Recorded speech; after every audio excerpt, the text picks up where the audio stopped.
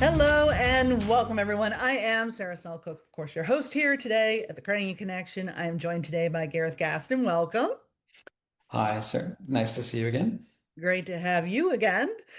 Gareth is the Chief Product Officer at Candescent. Why don't you tell us a little bit more about yourself and the company? Yeah, certainly. I've been with Candescent for 18 months now, and as you said, I'm the Chief Product Officer. Candescent offers a full suite of sort of banking channel products and solutions. So we do digital banking, we do account opening, and we do branch solutions. Candescent is a fully independent standalone company, having become separate from NCR. So some people might recognize NCR Voyix digital banking, and so we're now a fully independent standalone company doing all the things that I said. And we've been reinventing ourselves over the last 18 months, and I'm delighted to be here to talk about some of those things today. Yeah, awesome. I actually did not realize that you had been part of NCR. That's interesting. But yeah, we'll move along here and get to all that good stuff. Right now, it seems the financial services industry is, for the most part, done with getting digital, getting digital Yes. with the banking. What does the next evolution look like, and how is that different from the current digital banking that we're doing now and that Yeah. you've been building over the past decade? Yeah. So I think about this as kind of three things, and it used to be two things. So I'll start with what the two things used to be. It used to be, and the real emphasis was on kind of what are your functions and features and capabilities, right? So what are all the things that you can do? And in a digital world, that tends to be about enabling the end member to self-service in some way, shape, or form. And so it's more of a kind of a point and click, either with your finger or with a mouse. That's been where it is.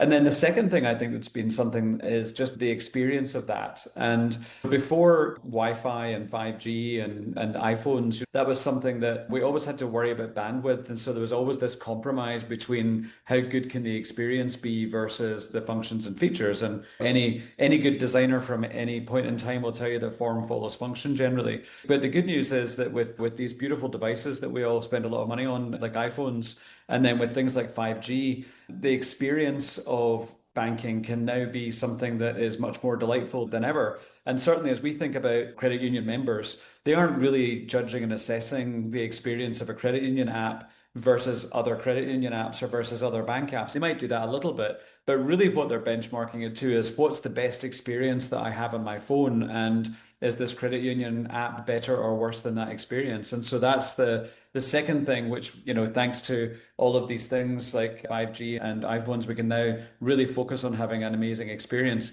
But the third thing, which is where the evolution is really happening right now, is ever since ChatGPT came along, everyone's expectations were reset about how a modern interaction should be. And we very rapidly went from an advent of search engines helping you find answers to things and giving you a page of answers to an answer engine, which basically you go into ChatGPT and you say, I want to know about this, and you get a very beautifully eloquent written response back. And if you then fast forward to today, if anybody watched the Apple Worldwide Developer Conference and as Tim Cook did his keynote, the two things that really came out of that keynote for me were one, as always with Apple, a really intentional focus on design. And then secondly, I would say Apple's been a little slow on the AI side. And like a lot of things Apple do is because they want to get it right. And so what they've now done and what's coming out from Apple is intelligence really infused throughout the entire experience. So if you think about it today, it's a little frustrating searching your emails, trying to find that email that you know you got at some point, or maybe you're searching your photographs to say, I want to find that photograph of that time we did whatever, right? And the search experience in Apple currently and in the past didn't really, it's got incrementally better, but it didn't allow you to do that. Now with Apple Intelligence infused throughout all of these things, you're going to get more of a sort of a ChatGPT, Gen AI type experience to help you find that. So those are the sorts of things when you look at these experiences, say that's where banking has to go because that's going to be the expectation of members. And so as I think about the next iteration of banking and banking in digital, it really moves beyond A, you've got the foundation of the functions and features. B, you can now make this beautiful, elegant app or website that really can, there's no reason why it can't be one of the most elegant apps on their phone. But thirdly, really to have intelligence infused. And what does intelligence mean? Intelligence means that there's a kind of a digitally human feeling about it, right? The app knows you, it recommends things to you, you can converse with it. So it really takes the experience to a whole new level. And so tell me a little bit about intelligent banking then specifically, for Yeah. credit union leaders who aren't familiar with that term. Actually makes banking intelligent? And why Yes. should credit unions care about that? Yeah. So I think, first of all, let's start with why they should care. So one of the things that I think is incredible about the credit union industry is their deep connection to their members and their deep connection to the community. But then if somebody walks out of the branch and then picks up their phone, you have a very impersonal experience, right? So you've had this wonderfully personal experience where the person in the branch knows who you are. They know where you are in your life. They know you personally perhaps and are able to have conversations. And then you've got this app or website that are the complete opposite of that. They're very impersonal. And so what this next evolution of digital banking does is it brings that sort of digitally human feeling into the digital channel where intelligent banking looks at all of your information and knows more about you and can then start to do things, for example. So rather than when you log into your app, you're simply faced with a bunch of numbers and a list. It can actually summarize for you and say, hey, Sarah, you got paid today. Your mortgage is due tomorrow, but you've got enough money to cover it. Your spending's in line with your usual pattern, right? So you get somebody who's on your side giving you that information. And then maybe as you go through the experience, there are actionable insights that tell you, like, for example, you are spending a little less. Do you want to pay down your credit card or do you want to put that into your money market account and earn 4%? And that you can take action from that and do those things.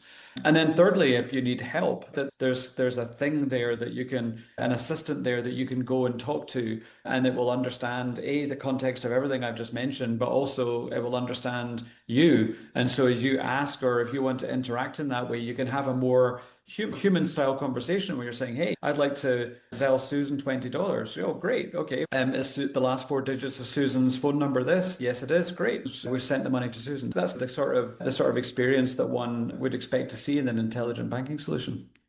Yeah, that's just crazy that we can do that now. I remember when ATMs came out. Exactly. It's crazy that your mobile app can tell you what to do, or at least suggest things. They Yeah. haven't quite taken over yet. They're not Yes, exactly. overlords yet. But Exactly. anyway, just shifting a little bit toward business banking too. That's been traditionally very complicated, Yeah. especially for smaller credit unions to be able to afford. And how are technology solutions changing the way credit unions can serve smaller businesses? I certainly have a personal interest in this as well, and Yeah. real-time workflows, integrated money movement, all that kind of stuff. Yeah. So I think the thing about business banking, which is interesting, is that it hides actually a number of different types of business customers. So I think, first of all, you have to think about what are the different segments and types of customers. So on one end of the spectrum, you've got what we describe as a gig customer, or in the past might have been called a SOHO worker. So somebody who is a small business, maybe just themselves, right? And yeah, so to them, it's all their money, right? So they want to see everything in an integrated experience, but they need a little bit more than traditional retail banking would offer. So they might need to send an invoice or take a payment even. And today, again, thank you to Apple, the phone itself can be a payment device that you can tap a credit card to. So enabling some of these basic things that's at the foundational. And our answer to that was to launch a product called Gig Banking, which helps with all of the things that I said there. And then as you go up market a little bit, you get small business then, and a small business might be somebody that owns a coffee shop, for example, right? But it's one coffee shop and they've got a great, thriving, successful business. They need to manage their finances. They might still want that integrated into the retail experience because it's still theirs, it's still their stuff. But they have more advanced features. Maybe they need to send payments. They probably need to pay invoices, pay bills, maybe send wires or ACH transactions. So the payments become a little more complicated. And then maybe this person becomes a lot more successful and they open a chain of coffee shops. So maybe they've got 10 coffee shops and maybe now they have a finance manager, right? And that finance manager needs to be able to access the digital banking capabilities. But of course, you're not going to show them your personal account. So they need to then have their own dedicated instance. And again, the payments become more complicated. There's more things that they need to do. Maybe they're sourcing coffee from abroad and they have to do international payments or something. So they become, and then you go to the other end of the spectrum, which is you've got larger entities. You've got really big companies that have finance departments and maybe have teams that need to access things. Maybe you've got multiple approvals that you need to do. And so I think what I think now is there's this range of business customers, and what's important is to be able to serve all the different types of customers in a really easy way. And those customers are definitely banking in some way, shape, or form with credit unions today, which is why I think it matters. And so if you take the sort of smaller end of the spectrum, there are so many gig workers out there today. There are so many people that are small business, very micro businesses, small businesses. And what they're likely doing today is using third-party solutions. So they may have their checking account with the credit union, but they're connecting that to third-party apps and services. And the opportunity for the credit union to maintain that customer as a primary customer to the credit union is to offer them the ability to do some of those things in a much more integrated way. And then, of course, the opportunity to deepen the relationship with customers as they identify that a member does in fact have a business as well, being able to deepen that relationship with them and say, we have these business capabilities, we have these payment capabilities that we can offer to you. Yeah, absolutely. And so you talked about fintechs, Yes. are increasingly partnering with those. When you're evaluating a fintech marketplace or some kind of partnership Yeah. ecosystem, what should creative leaders look for beyond who has what available? Yeah. So I think what's really important is first is, are these solutions integrated into your digital banking provider? Because I think the digital banking provider has to have a great set of developer tools. Credit union may have a few developers that want to build, solutions that they can bolt into their digital banking experience. But even if they don't have that, you need to make sure that the digital banking solution has the ability for a fintech to integrate into. And our answer to that is something called Forge. We've done a lot of work in that area to make that super easy to onboard with. And then I think what you want to look for is, are the solutions integrated? As you think about and it's a very confusing landscape because there are hundreds of fintechs. And first of all, you have to think about what's the type of fintech I'm looking for. It could be a payment fintech, it could be a fraud fintech. There's so many. So we actually categorize them to help them understand and to help everyone understand into 7 different categories. So things like, for example, growing and lending, or fraud and identity, or money movement and business banking. So those are examples. And then as you look at those things, are they integrated, but are they also not just integrated technically? Do they also fit nicely into the overall product? Because you really want the experience to be a seamless experience. You don't want it to be a jarringly different experience. You don't want to click on it and for it to fly off into some totally different experience. So I think you're looking for, how easy is it to integrate? Are they integrated? And then do they appear as part of that experience? And then the final thought I'll say is, choice is important as well. And that's certainly something that we feel is really important to offer our clients, is that you don't just have, for every category, you don't just have one fintech that offers that need. It's good to have a selection so you can look at and say, what's the difference in price? What's the difference in service? What's the difference in experience? And then make your own decision about what is the right fit for your brand as a credit union.